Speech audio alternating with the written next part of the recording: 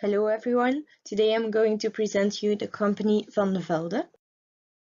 First I'm going to give a really short introduction, then I'm going to explain three different kind of ratios: liquidity, solvency and profitability ratios. Then I'm going to position Velde on the stock market and give my overall conclusion and of course the sources that I used. Velde is a company that designs and sells women's underwear. They have 4 brands, which you can see in the PowerPoint.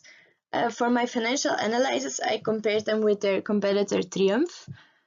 Triumph is a company that is active in the Benelux region, but Velde is much bigger because they have 3 own shops and many brand dealers. So it's not really a fair comparison, but it's the closest I could get. Now the financial analysis. First, the liquidity ratios. Those ratios tell if the company can meet its short-term payments or not. The current ratio is calculated by dividing the current assets by the current liabilities. This has to be higher than 1. As you can see, Velde is safe here, but in 2016 they had kind of an off year in comparison with the other years, but it's still okay. And their competitor is also doing great. The asset test ratio is more strict than the current ratio because it doesn't take the inventories and the prepaid expenses into account. This also needs to be higher than 1. Velde is doing worse for this ratio than Triumph, who is still safe, so they need to reduce its inventories and prepaid expenses to get to a ratio of 1. The overall conclusion for liquidity is that they are doing well, but that they had a kind of an off year in 2016. Now they're on the better hand and it looks auspicious for the next years for future shareholders. Are the solvency ratios. The solvency ratios check if the company can pay all its debt, so short and long-term based. The debt ratio is calculated by dividing the total liabilities with the total assets. This ratio should be under 50%. When it comes closer to 100%, it means that the company has to sell all his assets to pay their debts.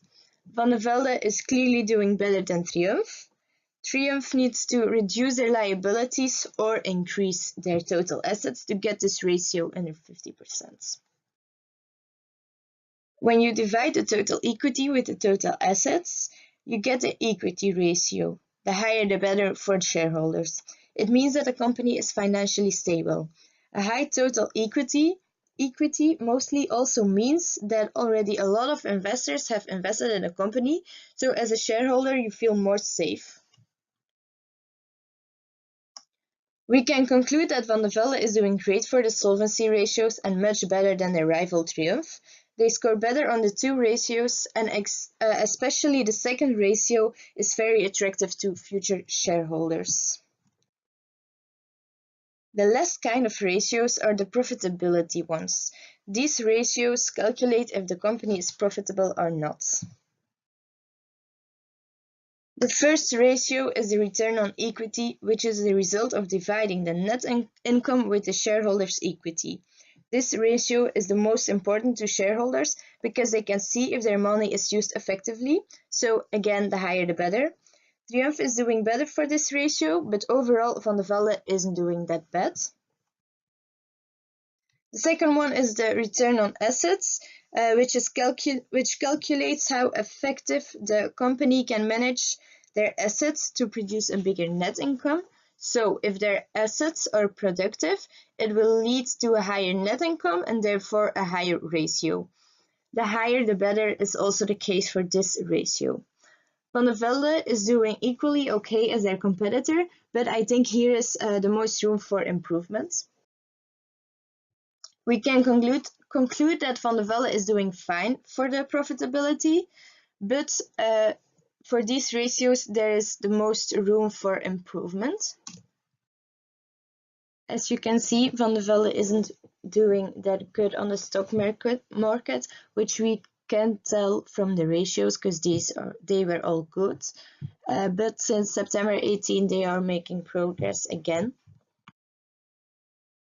My overall conclusion is that Velde is really worth investing in. They are doing great for all three kind of ratios, and on the stock market they are really making progress. These are the sources that I used, and I thank you for listening.